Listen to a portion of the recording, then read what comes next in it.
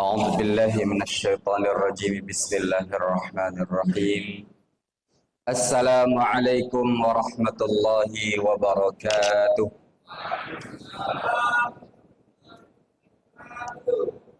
الحمد لله رب العالمين الذي بنعمته تتم الصالحات وبفضله تنزل البركات نشهد أن لا إله إلا الله وحده لا شريك له ونشهد أن محمدا عبده ورسوله صلى الله عليه وسلم اللهم علمنا ما ينفعنا وانفعنا بما علمتنا اللهم زدنا علما وارزقنا فهما اللهم amin ya rabbal alamin.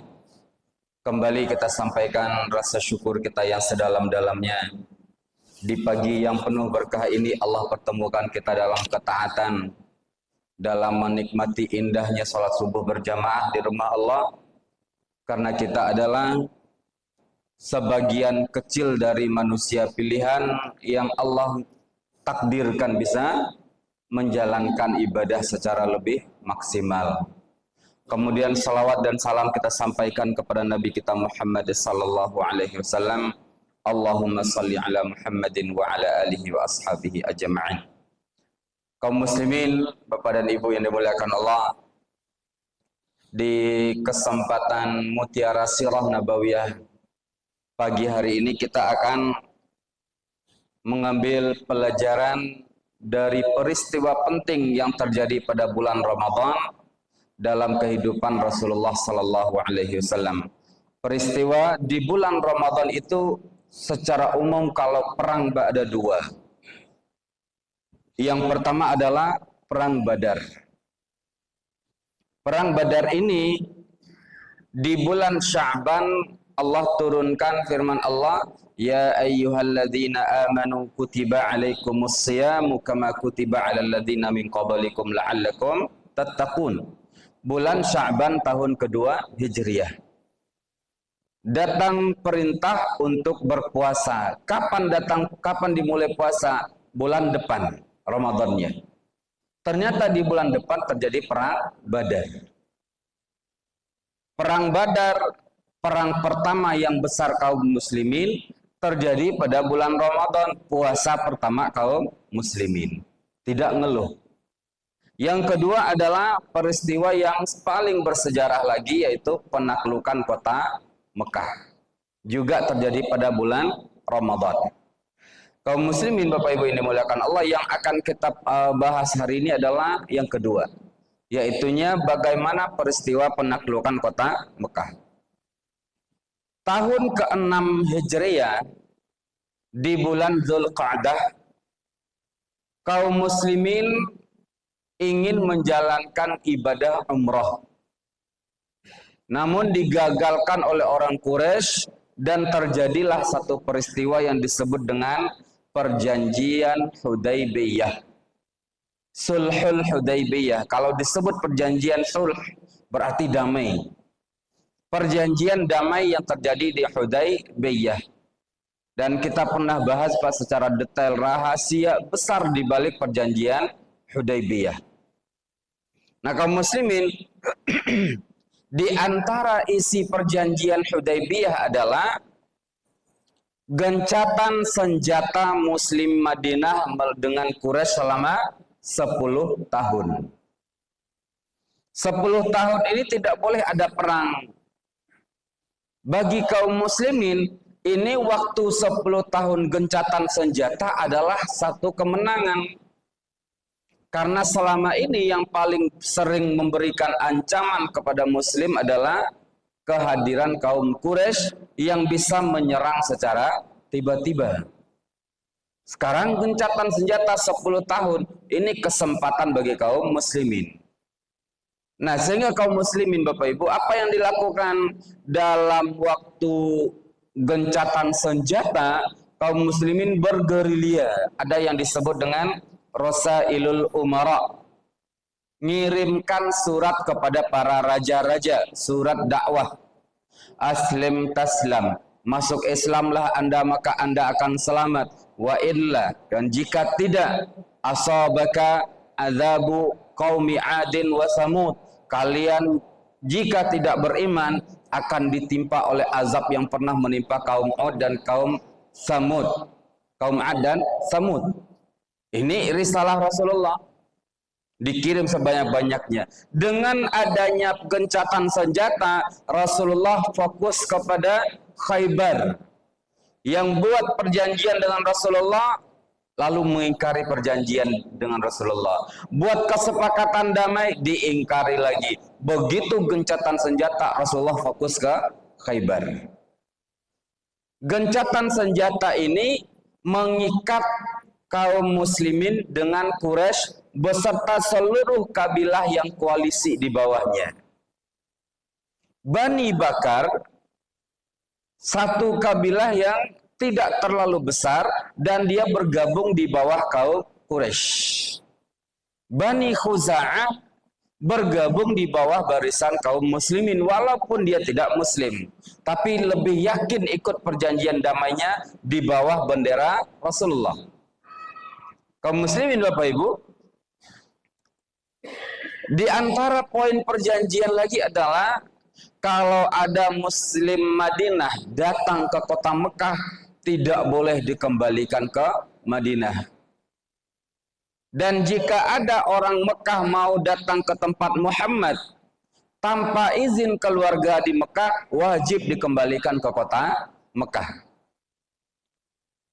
Yang namanya muslim, Pak, setelah bersyahadat beriman kepada Rasulullah, datang ke kota Mekah nggak goyang, Pak, imannya. Tidak boleh balik ke Madinah, dakwah dia di Mekah, Pak. Orang Mekah datang ke Rasulullah pasti ingin mencari hidayah Islam. Sampai ketemu dengan Rasulullah, bersyahadat, belajar 1-2 sampai 1 minggu lamanya. Setelah itu dijemput kembali oleh keluarganya. Dan dia datang kembali ke kota Mekah dalam keadaan sudah membawa hidayah. Nggak boleh datang ke Madinah, dakwah lagi dia di kota Mekah. Walhasil Bapak Ibu yang dimuliakan Allah, lama-kelamaan kota Mekah jadi sepi, Pak.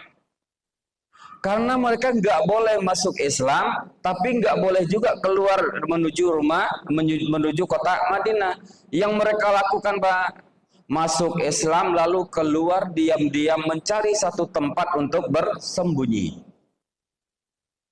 Semakin lama semakin sepi. Bapak Ibu ini dimuliakan Allah, di akhir tahun ke-7 Hijriyah. Atau ada yang mengatakan di awal tahun 8 Hijriyah. Terjadi satu loncatan yang sangat besar. Dua pembesar Quraisy memilih untuk masuk Islam. Yang pertama adalah Khalid bin Walid. Yang kedua adalah Amru bin As. Ini dua pentolan Quraisy, Pak. Kalau kita hitung di tahun ke-8 Hijriah itu, Pak, atau tahun ke-7 Hijriah, pentolan Quraisy itu yang tersisa adalah Suhail bin Amr, Ikrimah bin Abu Jahal, kemudian ada Safwan bin Umayyah, kemudian ada Amru bin As, Khalid ibn Walid. Ini di antara pembesar Quraisy yang tersisa, Pak. Dua yang besarnya masuk Islam pada akhirnya, Amru bin As dan Amru bin As dan Khalid ibn Walid. Dua orang ini jago perang, jago dalam lobi politik, Pak. Memilih masuk Islam karena dia lihat realita di lapangan makin sepi. Nah, kaum muslimin Bapak Ibu ini dimuliakan Allah, di awal tahun ke-8 Hijriah, maka Mekah semakin sepi setelah ditinggalkan dua orang besar tersebut. Nah, kita lanjut Bapak Ibu yang dimuliakan Allah. Rasulullah Shallallahu Alaihi Wasallam terus berekspansi, Pak. Buka dakwah di sini, buka dakwah di mana-mana dilakukan dakwah. Sampai pada bulan Ramadan tahun ke-8 Hijriah, terjadi satu peristiwa yang sangat memilukan bagi Bani Khuza'ah, tapi bagi kaum muslimin menguntungkan. Peristiwa itu adalah Bani Bakar datang menyerang kabilah Bani Khuza'ah. Bani Bakar menyerang Bani Khuza'ah, Pak. Bani Bakar ini salah satu koalisi daripada kaum Quraisy. Bani Khuza'ah satu koalisi yang ikut bersama Rasulullah. Ketika Bani Khuza'ah ini diserang kaum muslimin, Bapak Ibu, kemudian mereka berlindung ke Masjidil Haram. Namun sampai di Masjidil Haram tetap diserang oleh Bani Bakar sampai mereka banyak yang terbunuh. Harusnya Pak, kalau masuk Masjidil Haram itu kan nggak boleh diperangi Pak, kecuali orang yang mau membalas dendam, bukan, ataupun juga disebut dengan membalas penyerangan orang lain. Boleh. Karena tempatnya di tempat mulia nih Pak. Tapi kalau menyerang orang lain memulai, itu tidak dibolehkan. Ini Bani Khuza'ah sudah masuk ke kota Mekah, masih diserang dan diizinkan, dibiarkan oleh orang-orang Quraisy.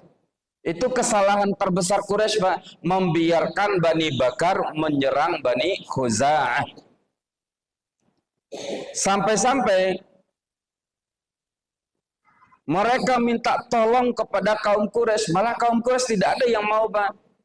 Justru mereka memberikan dukungan kepada Bani Bakar untuk menyerang Bani Khuza'ah. Kemudian Bapak Ibu yang dimuliakan Allah Subhanahu wa taala, ada seseorang dari Bani Khuza'ah, pemimpin yang bernama Amru bin Salim. Lari dia keluar dari situ, Pak. Lalu datang ke tempat Rasulullah di kota Madinah. Sesampainya di kota Madinah, dia langsung ngadu kepada Rasulullah Sallallahu Alaihi Wasallam. Tidak dekat juga Pak, 12-13 hari perjalanan. Karena naik unta Pak, jaraknya 500 kilometer. Sesampainya di tempat Rasulullah, orang ini Pak kalau ngadu dulu Pak kan terkenal dengan sebutan syair jahili atau syair orang Quraisy. Mereka kalau ngadu ke Rasulullah aja pakai syair, Pak. Kalau ibarat orang Melayu pakai pantun. Tapi level syairnya orang Arab termasuk level bahasa Arab tertinggi. Rujukan dalam bahasa Arab itu adalah Al-Quran, yang kedua syair-syair Arab jahili. Nah, kaum muslimin, datang dia ke kota Madinah, sesampainya di tempat Rasulullah dia mengatakan, Ya Rabbi inni nasyidun Muhammada hilfa abina wa abihil atlada qad kuntum wuldan wa kunna walida sumtu aslamna falam naza'iyada. Dia ngadu, ya Allah, saya mengadukan kepada Muhammad, dia adalah terikat perjanjian dengan kami. Fansur hadakallahu wa nasran a'tada. Wahai Muhammad, tolonglah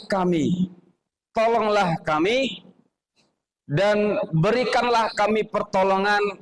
Wad'u ibadallahi ya'tu madada. Minta kepada Allah untuk menurunkan bantuan. Ini Pak, Amru bin Salim ini enggak muslim Pak, tapi kata-kata Allah di orang Quraisy, orang Jazirah Arab, ditunjukkan sebagai sesuatu yang tinggi. Maka siapa Tuhan? Tuhan itu ya tinggi. Berarti siapa? Allah. Mereka terbiasa dengan sumpah wallahi, walaupun tidak muslim Pak. Lalu dia mengatakan kepada Rasulullah sallallahu alaihi wasallam, Fi faliki kal bahri yajri muzabbada inna quraisyan akhlafu kal mau'ida. Wahai Muhammad, sesungguhnya orang Quraisy sudah melanggar perjanjiannya dengan engkau.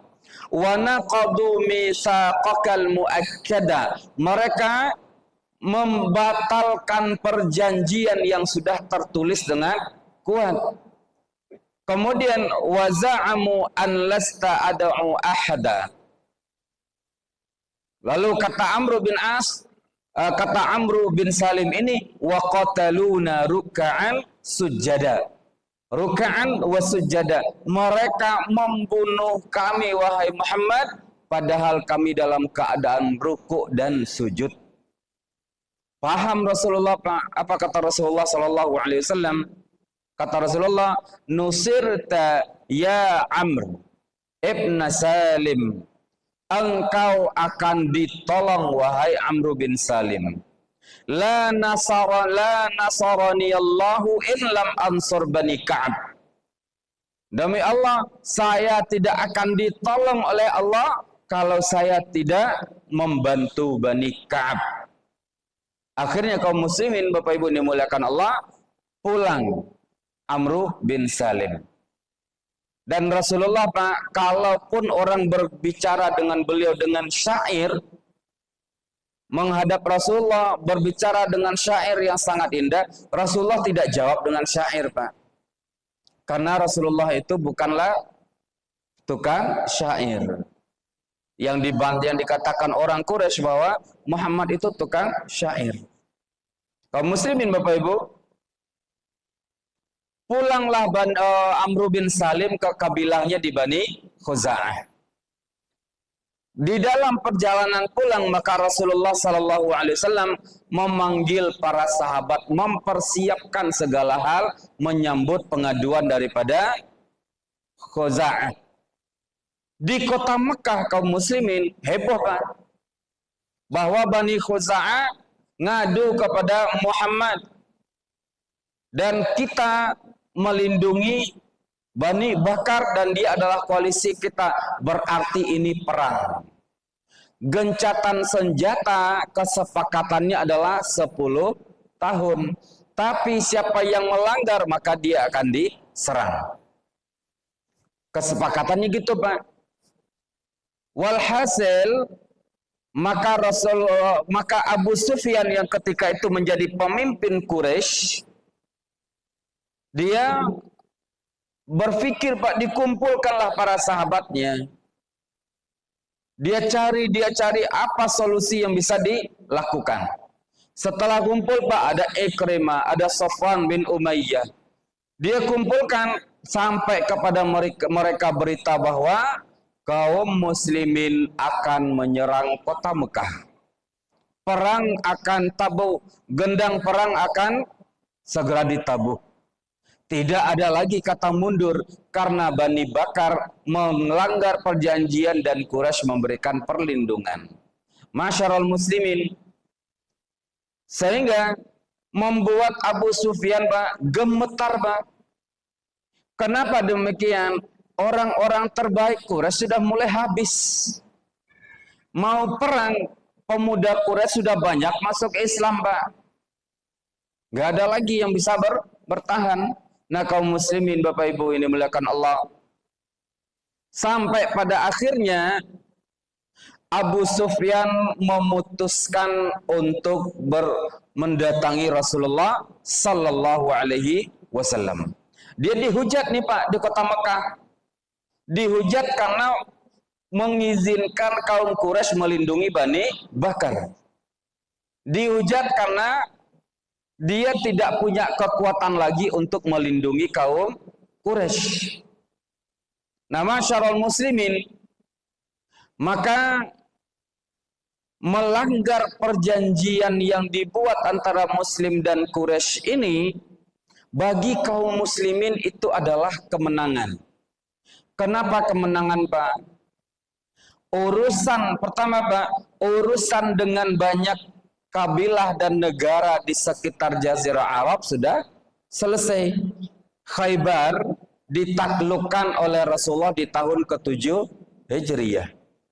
Raja-raja di Timur Tengah, Romawinya, Persia, dikirimkan surat oleh Rasulullah sudah selesai.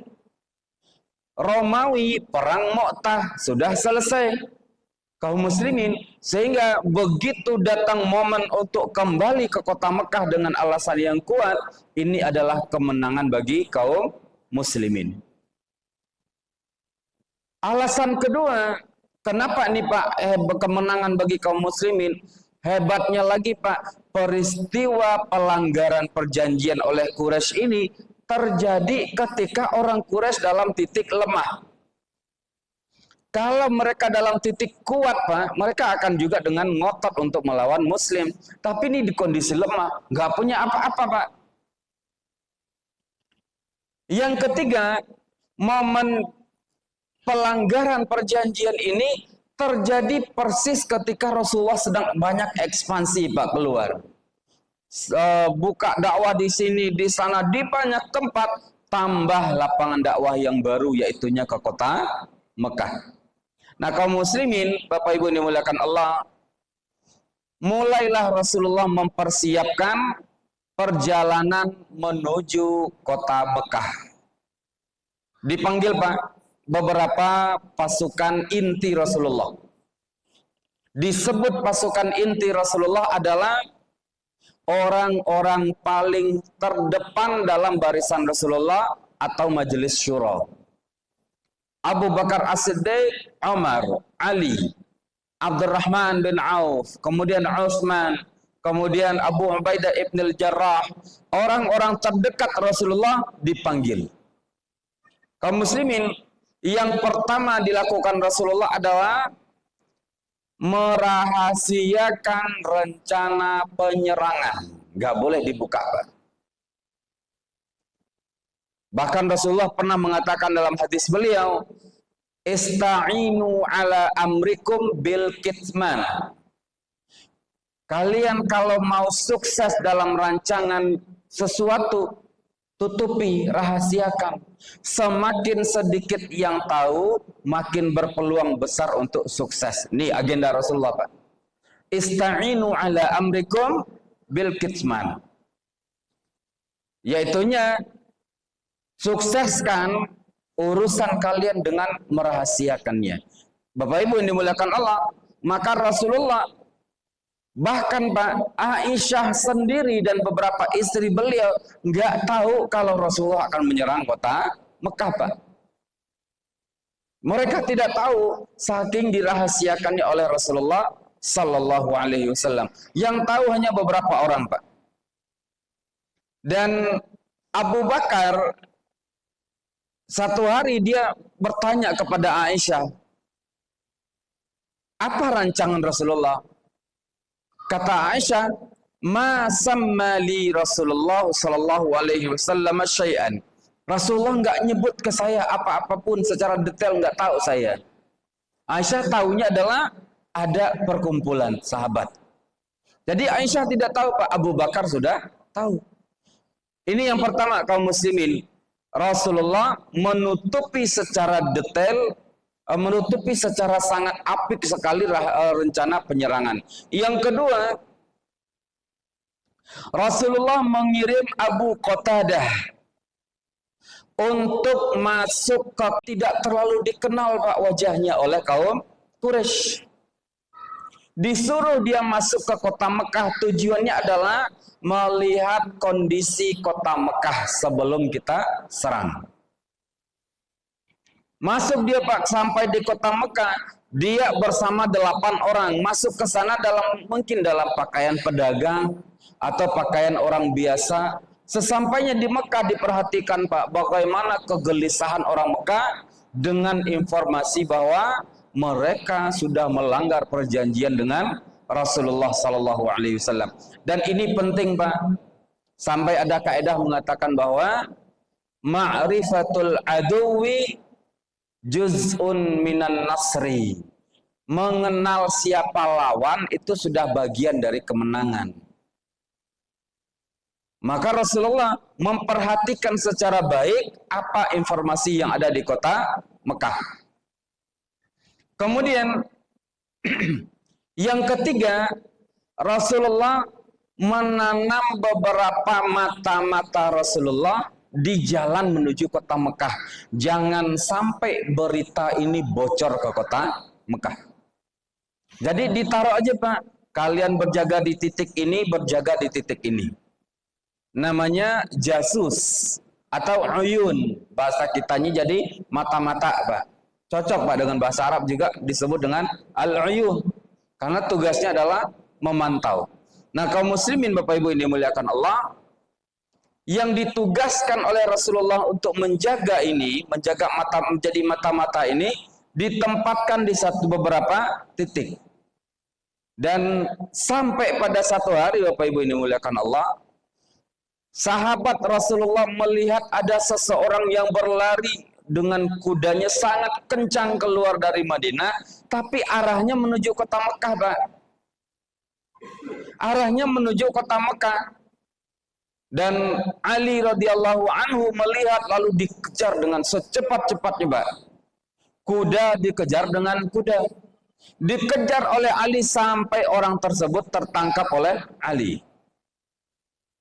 Ditanya mau kemana? Kan gitu, Pak. Ini suasana genting nih, Pak. Tiba-tiba ada yang nerobos keluar dari Madinah menuju arah kota Mekah. Sendiri, Pak. Dicurigai dibawa oleh Ali. Sampai pada akhirnya dia mengaku, di kota Mekah ada saudara saya. Saya tidak mau saudara saya tercederai dengan perang ini. Maka saya minta dia untuk pergi ninggalin kota Mekah. Sekedar itu, Pak. Bukan untuk ngasih tahu orang Quraisy bahwa Muhammad akan menyerang. Bukan.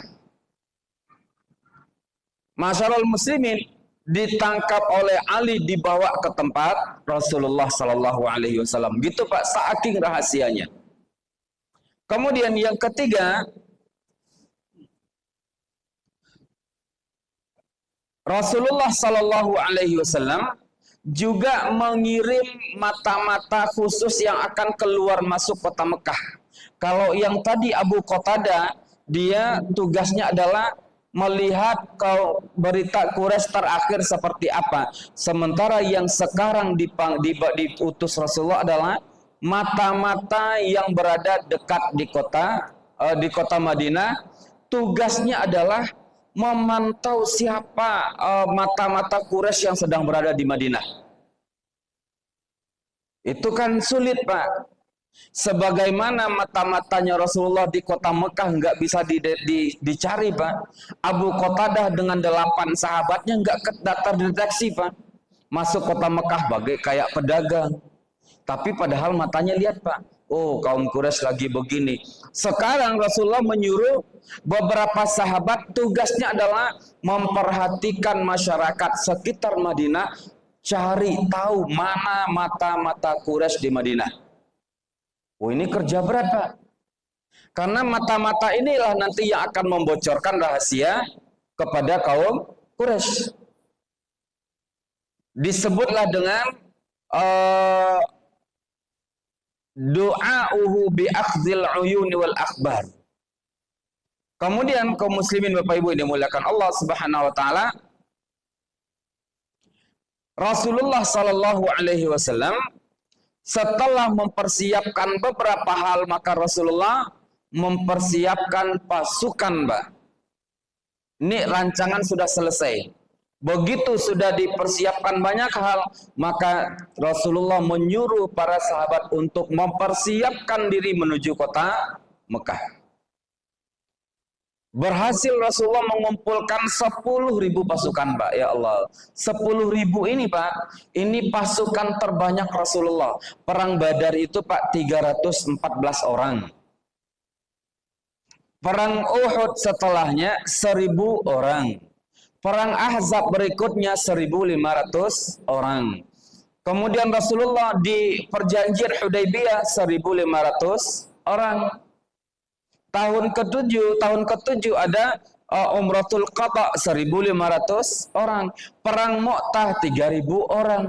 Penaklukan kota Mekah di tahun ke-8 Hijriah ini, Pak, Rasulullah membawa 10.000 pasukan. Itu, Pak, loncatan keislaman para sahabat. Itu baru sahabat yang ikut jihadnya, Pak. Belum lagi anak-anak mereka, perempuan, orang tua yang masuk Islam. Jumlah muslim semakin lama semakin meningkat. Nah, kaum muslimin Bapak Ibu, 10.000 pasukan yang dibawa Rasulullah ini semuanya tentara, Pak. Beda dengan perjanjian Hudaybiyah, Rasulullah membawa pasukan untuk umrah. Perempuan ikut umrah. Dicegat oleh orang Quraisy, perang tidak terjadi, yang terjadi adalah perjanjian damai. Masyarul muslimin, dari pasukan yang 10.000 ini, Rasulullah menempatkan panglima-panglima perang beliau. Siapakah mereka? Abu Bakar As-Siddiq, Umar bin Khattab, Ali ibnu Abi Talib, Abu Ubaidah ibn al-Jarrah, kemudian satu lagi yang paling penting Pak, orang yang baru masuk Islam tadi Pak, Khalid bin Walid dan Amru bin As. Dua orang yang baru masuk Islam Pak, belum sampai 1 tahun mereka meninggalkan sahabatnya di kota Mekah. Ikrimah bin Abi Jahal, Safwan bin Umayyah, Suhail bin Amr.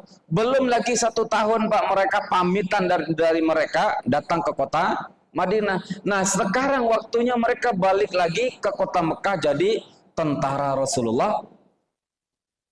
Bagi orang Quraisy ini yang paling menyakitkan Pak, kalau sahabat, ibarat bahasa kitanya, ente bolehlah berbangga-bangga jadi tentara Rasulullah, tapi ingat kita kan sahabat, ngapain kalian serang saya, kan gitu Pak. Tapi bagi perintah Rasulullah nggak ada tawar menawar. Kaum muslimin, ini tentara-tentara panglima-panglimanya Rasulullah Sallallahu Alaihi Wasallam. Rasulullah keluar dari kota Madinah tanggal 8 pada tanggal 10 bulan Ramadan. Hari ke-10 Ramadan tahun ke-8 Hijriah. Jadi nggak ada yang ngeluh Pak, ya Rasulullah kami kan puasa, tolong dong perangnya jangan Ramadan, tunda habis Idul Fitri, tunda habis Lebaran, mungkin gitu Pak ya. Nggak ada yang ngeluh Pak. Bapak-bapak kalau kerja harian Pak, pernah nggak Pak terlambat sahur Pak? Jadi sahur bangun-bangun dah azan subuh Pak, ada ya? Batalkan puasa atau batalkan kerja Pak? Nggak ada yang batal, kerja tetap, puasa tetap. Kuat Pak sampai sore, kuat-kuat aja Pak. Artinya puasa nggak ngaruh ke kita Pak, bab kekuatan. Saya ketemu sama orang yang nyuci mobil Pak. Sebelum nyuci mobil dengan santainya dia rokok Pak. Bang nggak puasa? Oh enggak Pak. Lah kenapa nggak puasa? Saya nggak sahur. Sahur sunnah, puasanya yang wajib Pak. Tapi saya nggak sahur. Yang lemah itu bukan fisiknya, tapi kekuatan batinnya. Itu yang lemah Pak. Nggak ada kekuatan imannya untuk mendorong dia berpuasa. Lihat Bapak Ibu, 10.000 pasukan berangkat dari kota Mekah tanggal 10 Ramadan. Kalau zaman sekarang berangkat naik pesawat Pak, masih mending Pak, tidur di atas pesawat Pak, sampai menjelang tempat yang dituju.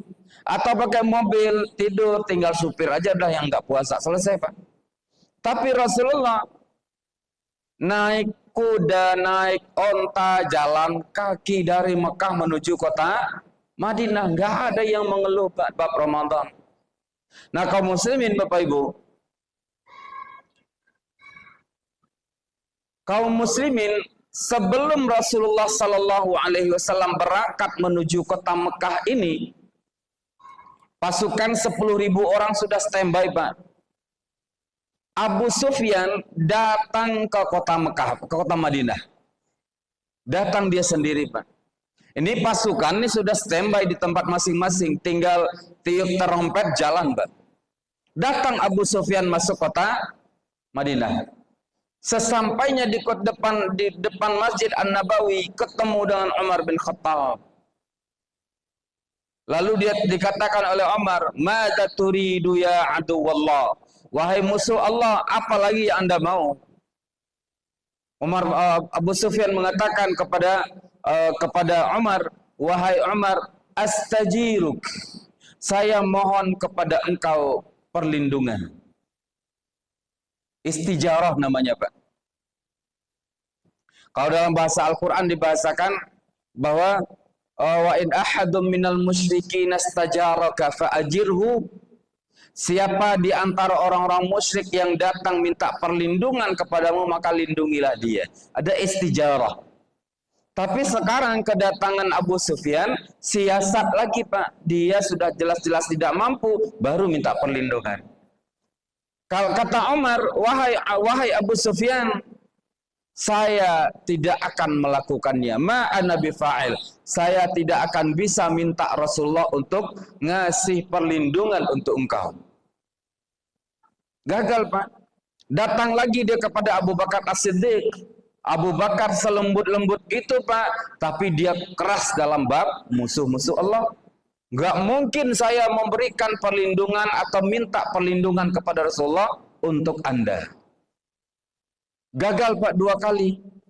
Lalu datang dia kepada Ali bin Abi Thalib. Sesampainya di tempat Ali, Pak, Ali sedang duduk dengan anaknya. Sedang duduk dengan anaknya Hasan dan Husain. Lalu dia puji, wahai Ali, ini anakmu adalah penerusmu. Lalu sampai kepada titiknya, apa yang Anda inginkan wahai Abu Sufyan? Kata Abu Sufyan kepada Ali, wahai Ali, sal Rasulullah, mintalah kepada Rasulullah sallallahu alaihi wasallam, kepada Muhammad, agar tidak memerangi kaum Quraisy. Agar tidak menyerang kaum Quraisy di kota Mekah. Kata Ali, kalau saya bisa melakukannya, saya sudah lakukan. Tapi itu nggak mungkin bisa saya lakukan. Lalu apa yang mungkin saya lakukan wahai Ali? Kata Abu Sufyan. Menurut saya, ini ya Pak, merendahkan Abu Sufyan. Menurut saya satu hal yang bisa Anda lakukan adalah berdiri di depan masyarakat kota Madinah, lalu katakan kepada mereka, ya ma'syaral Madin, ya ma'syaral muslimin, saya minta perlindungan kepada kalian. Jadi enggak kepada Rasulullah, Pak, kepada kaum muslimin di kota Madinah. Ini kan merendahkan, Pak. Pemimpin Quraisy disuruh ngemis-ngemis keamanan kepada kaum muslimin di tengah kota Madinah. Tapi Abu Sufyan nggak punya langkah lain, Pak. Dia penuhilah permintaan Ali, tapi kata Ali, saya pun nggak jamin mereka berani melakukannya. Bapak Ibu yang dimuliakan Allah Subhanahu wa taala, akhirnya dipertemukanlah Abu Sufyan dengan Rasulullah sallallahu alaihi wasallam. Maka Rasulullah ngasih kunci, Pak, biar selamat. Apa kuncinya? Kuncinya adalah Anda harus masuk Islam. Kalau Anda masuk Islam, selesai masalah. Bapak Ibu, akhirnya Pak, Abu Sufyan disuruh bersyahadat. Bersyahadat dia, Pak. Asyhadu an la ilaha illallah. Yang kedua ragu, Pak. Asyhadu anna Muhammadar Rasulullah-nya ragu dia, Pak. Kenapa demikian? Dia nggak yakin, Pak. Hatinya nggak siap untuk masuk Islam. Mengakui Allah sebagai Tuhan, oke. Tapi kalau mengakui Muhammad sebagai pemimpin, saya belum siap. Mentok, Pak, dia di sana. Nggak lanjutkan. Maka diminta oleh Abu Bakar, oleh Umar, ayo ucapkan. Akhirnya Bapak Ibu, dia ucapkan asyhadu anna Muhammadar Rasulullah dengan keadaan takut, terpaksa. Tapi enggak apa-apa, Pak, dah selesai. Maka kata Rasulullah sallallahu alaihi wasallam, wahai Abu Sufyan, sampaikan kepada orang Quraisy, man dakhala baita Abi Sufyan, man dakhala dara bait Abi Sufyan fahuwa amin. Siapa yang masuk ke dalam rumah Abu Sufyan, dia aman, tidak terganggu, tidak diperangi. Ini ngangkat derajat Abu Sufyan lagi, Pak. Lalu kata Rasulullah lagi pilihan kedua, wa man dakhala baitahu fahuwa amin. Siapa yang masuk ke dalam rumah mereka masing-masing, mereka terlindungi. Pulang, Pak, Abu Sufyan ke kota Mekah dengan hasil seperti ini, Pak. Merendahkan dirinya sendiri. Sampai di kota Mekah, Pak, ini dia sudah bersyahadat nih, Pak. Tapi bersyahadat dalam keadaan takut. Apa kata dia? Ya ma'syara Quraisy, man dakhala dara Abi Sufyan fahuwa amin. Siapa yang masuk rumah Abu Sufyan, dia dilindungi, terlindungi. Bapak Ibu, Ikrimah bin Abi Jahal dan Sofwan mendengar teriakan Abu Sufyan, keluar dia, Pak. Abu Sufyan, rumahmu yang sebesar itu nggak mampu menampung orang Quraisy. Gak mampu menampung orang Quraisy. Maka kami gak butuh kepada rumahmu, wahai Abu Sufyan. Dia sadar juga Pak, rumahnya nggak mungkin menampung orang Quraisy. Maka dia kasih jurus yang kedua yang disampaikan Rasulullah, man dakhala baitahu fahuwa amin. Siapa yang tetap berada dalam rumahnya, maka mereka terlindung. Begitu diucapkan kata-kata yang kedua ini, apa kata Ikrimah? Kalau memang kami di rumah kami akan aman, lalu ngapain dari awal ente bilang harus masuk ke rumah ente? Jadi Pak, ini di pandangan orang Quraisy, Abu Sufyan gagal. Gagal total melakukan lobby politik ke Rasulullah. Kaum Quraisy di depan ancaman akan diserang oleh kaum muslimin. Akhirnya kaum muslimin, Bapak Ibu dimuliakan Allah, orang-orang Quraisy masuk ke rumahnya, nggak ada yang keluar Pak. Siapa yang berani keluar? Hanya beberapa orang yang siap berperang melawan muslim. Di bawah pimpinan Ikrimah bin Abi Jahal. Lalu dia kumpulkan beberapa orang. Apa kata Safwan? Ya Ikrimah, inni jama'tul amwala wassuyufa. Saya sudah mengumpulkan beberapa pedang, beberapa emas dan perak. Sekarang saya akan keluarkan. Bangga Pak, senang Ikrimah. Tapi kan cuma beberapa orang saja Pak. Di saat yang sama, kaum muslimin mulai berangkat dari kota Madinah, melakukan perjalanan menuju kota Mekah. Kaum muslimin, Bapak Ibu, ini gambaran besar peristiwa sebab terjadinya penaklukan kota Mekah. 10.000 pasukan Rasulullah Sallallahu Alaihi Wasallam berangkat menuju kota Mekah dengan sangat gagahnya Pak. Muslim itu dulu Pak 3.000 pasukan saja melawan Romawi yang datang dengan 200.000 pasukan. Berani Pak nantang. 200.000 pasukan Romawi mau dilawan Muslim, 3.000 Rasulullah dengan para sahabat dilawan Pak. Perang Uhud 3.000 pasukan Quraisy, kaum muslimin datang dengan 1.000 pasukan nantang Pak. Hari ini menaklukkan kota Mekah, kampung sendiri Pak. Kan kota Mekah, Bilal bin Rabah Pak yang nangis-nangisan Pak. Sedih dia untuk meninggalkan kota Mekah. Para sahabat yang lain, sekarang waktunya kembali dengan 10.000 pasukan. Gagah Pak masuk kota Mekah. Dan sesampainya mereka di kota Mekah, Rasulullah membagi pasukan itu 4 penjuru. Ada yang masuk di pintu selatan, pintu utara, barat, dan timur. Di salah satu pintu bertemulah Khalid bin Walid dengan Ikrimah dan Amr bin As. Ikrimah bin Abi Jahal, Safwan bin Umayyah. Sementara pasukan yang memimpin peleton ini adalah Khalid bin Walid dan Amr bin As. Ketemu sahabat lama dengan sahabat lama, tapi statusnya satu tentara Allah, satu tentara berhala. Kaum muslimin sanggup Kak Ikrimah lawan? Sedikit saja Pak. Dia lakukan sedikit perlawanan, habis pasukannya bubar dia Pak. Dan bahkan Khalid bin Walid cuma ngelihat saja Pak. Dilihat oleh Khalid bin Walid, lanjutkan seberapa mereka mampu melawan muslim. Ya Allah Bapak Ibu, dia dulu yang melawan kaum muslimin, sekarang dia hadir jadi panglima pemimpin pasukan kaum muslimin. Yang dia lawan siapa? Sahabatnya sendiri. Masyarul muslimin, masuklah Rasulullah ke dalam kota Mekah, ke dalam Masjidil Haram. Dari seluruh penjuru pasukan Rasulullah dengan pakaian seragam putihnya masuk ke seluruh lorong-lorong perumahan kota Mekah sampai bertemu di titik depan Ka'bah. Orang Quraisy ngapain Pak? Nonton dari dalam rumahnya masing-masing. Buka jendela, lihat, oh Rasulullah muslimin datang, sembunyi. Abu Sufyan sebagai pemimpin Quraisy tidak sedikit pun dia keluar dari rumahnya Pak. Nah kenapa dia gak gabung sama Rasulullah langsung Pak? Karena dia merasa belum terlalu yakin untuk masuk ke dalam Islam. Masih berpikir tentang maslahat, saya ini masih bisa jadi pemimpin Quraisy.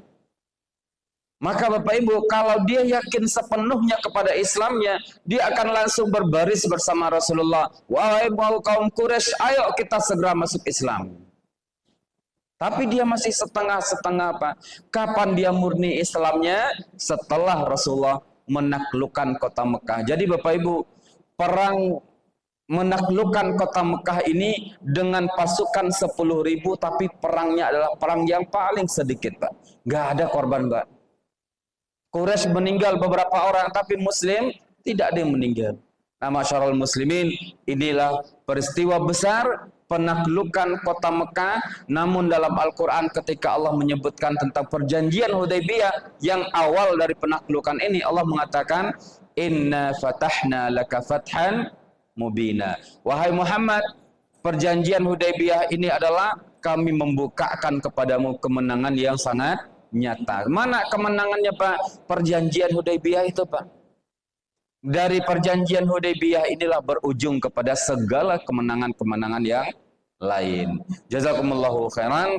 Ini beberapa mutiara sirah nabawiyah kita yang peristiwa itu tepat terjadi pada bulan Ramadan. Kuncinya bagi kita Bapak Ibu, Ramadan itu bukan bulan malas-malasan. Ramadan adalah bulan perjuangan. Ramadan adalah bulan untuk kita giat beribadah. Malam pertama untuk 10 hari terakhir. 10 malam terakhir Ramadan, dan inti Ramadan itu ada di 10 malam terakhir, bukan yang awal. Maka siapa yang merasa terletihkan oleh puasanya berarti lemah dalam bab himmahnya Pak. Semangat kita yang perlu kita perkuat karena kita ingin memaksimalkan Lailatul Qadar ada pada malam yang 10 terakhir ini. Insyaallah semoga dengan banyak ibadah kita termasuk orang-orang yang mendapatkan Lailatul Qadar. A'udzubillahi minasyaitonirrajim. Bismillahirrahmanirrahim. A'udzubillahi minasyaitonirrajim. Bismillahirrahmanirrahim. Alhamdulillahirabbil alamin. Wassalatu wassalamu ala asyrafil anbiya'i wal mursalin wa ala alihi wa ashabihi ajma'in. Allahumma ja'al jam'ana hadza jam'an marhuma wa tafarruqana min ba'dihi tafarruqan ma'suma. Allahumma inna nas'aluka ridhaka wal jannata wa na'udzubika min sakhatika wan nar. Allahumma a'izzal islam wa ansuril muslimin. Allahumma a'izzal islam wa ansuril muslimin wa ansuril muslimina fi Falastin wa fi Gaza.